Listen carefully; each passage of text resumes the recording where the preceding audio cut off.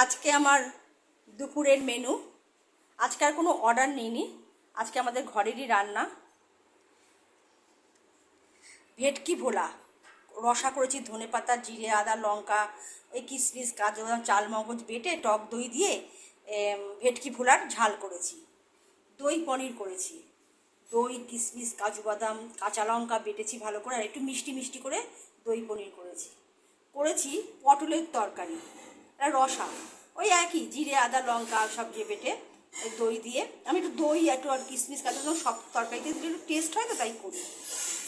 আর হচ্ছে টক দই, আমড়ার, আজকে আমড়ার চাটনি করেছি, আমড়ার চাটনি, মাছের রসা,